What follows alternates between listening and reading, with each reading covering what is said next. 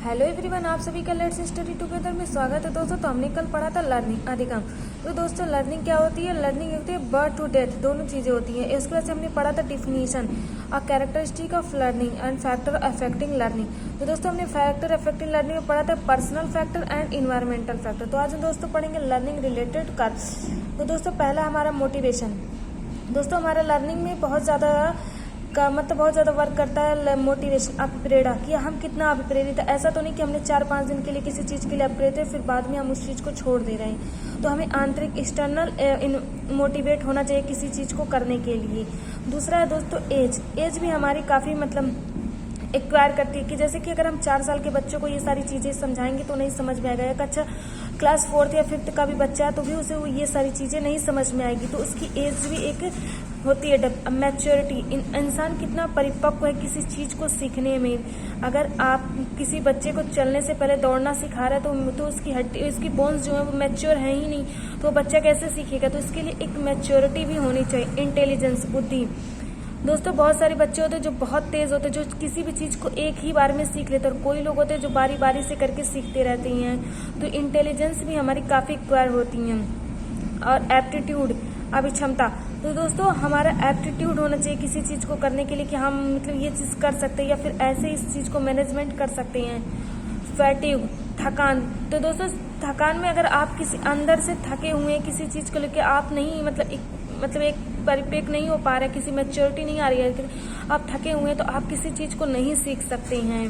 Physical and mental health. दोस्तों, शारीरिक और मानसिक स्वस्थ। दोस्तों, अगर आप शारीरिक और मानसिक दोनों तरफ से स्वस्थ नहीं हैं तो आप क्लास में भी बैठे हैं लेकिन तभी आपका ध्यान कहीं और है, आप उस चीज़ को नहीं सीख सकते। इंटरेस्ट। दोस्तों, अगर हमारा इंटरेस्ट है किसी चीज़ में, अगर हमारे अंदर इंटरेस्ट है कि हमें ये क्लास देखनी है तो हम देखेंगे। अगर हमारे इंटरेस्ट नहीं है किसी चीज़ को देखने में तो हम ये चीज़ें नहीं देख। हमें सीटेट क्लियर करना है तो हमें सीडीपी पढ़नी ही होगी। अगर हमें नहीं क्लियर करना तो हमारी जब तक इंटरेस्ट अंदर से हम किसी चीज़ के इंटरेस्टेड ही नहीं होंगे तो वो काम हम नहीं करेंगे। एटीट्यूड। दोस्तों, हम आपको कितना भी अच्छा पढ़ा ले लेकिन अगर आपके मन में है कि नहीं ये चीज़ें हमें नहीं सिखा, हमें किसी और से ही बेहतर तरीके, तो आप वो चीज़ें नहीं सीख सकते। Willingness to learn. Willingness to learn भी दोस्तों हमारे लर्निंग को काफ़ी प्रभावित करता है। Aspiration level. दोस्तों, हमारी जो इच्छाएं होती हैं वो सारी चीज़ें भी हमारी काफ़ी महत्वपूर्ण होती है। उसके साथ आता है teacher related factor, teaching learning activities. तो दोस्तों, आपको याद होगा कि टीएलएम, जो हम बीएड में टीएलएम बनाते हैं, जो टीचिंग लर्निंग मटेरियल। तो दोस्तों, तरह तरह के हम टीएलएम बनाते हैं ताकि बच्चे को बोर ना हो, बच्चा अच्छे तरीके से उस चीज़ को सीख सके। Knowledge of the subject and behaviour. दोस्तों, नॉलेज जो होता है वो बहुत ही इंपॉर्टेंट रोल प्ले करता है हमारे सब्जेक्ट्स या बिहेवियर। तो दोस्तों, अगर हमें बहुत सारे टीचर्स को आपने देखा होगा जिनके पास नॉलेज नहीं, चाहे यूट्यूब पे चाहे किसी भी टीचर्स को, लेकिन वो फिर भी पढ़ा रहे हैं, तो उनके लिए एक नॉलेज गेन करना ही चाहिए। और सब्जेक्ट टीचर का व्यवहार ऐसा होना चाहिए कि आपसे 10 साल 5 साल का बच्चा छोटा भी लेकिन वो 10 बार भी पूछे तो भी आपके बिहेवियर, आपको कोई भी चीज़ें ईगो में नहीं लेना चाहिए जो भी टीचर्स पढ़ा रहे हैं। Teaching method and reinforce. तो दोस्तों, टीचिंग मेथड को हमें एक लचीला बनाना चाहिए, फ्लेक्सिबल बनाना चाहिए ताकि हर बच्चे को वो चीज़ें समझ में आए। और रीइंफोर्समेंट। तो दोस्तों, रीइंफोर्समेंट का मतलब होता है कि जैसे हम कभी कभी पढ़ा रहे तो किसी बच्चों को शाबाशी, अच्छा, ये सारी चीज़ें भी बोलते रहे। फैक्टर रिलेटेड टू कंटेंट, विषय वस्तु की उद्देश्यपूर्णता। दोस्तों, जो हमारा कंटेंट है, जो हमारी विषय वस्तु, जो हमारी सिलेबस है, उनकी एक उद्देश्यपूर्णता और लचीला होना चाहिए। पाठ्यक्रम की संरचना व प्रकृति। दोस्तों, जो हमारा पाठ्यक्रम है, सिलेबस, उसकी संरचना नेचर में होना चाहिए, ऐसा ब्रॉड में नहीं होना चाहिए कि बच्चों को कोई चीज़ समझ में ना आया।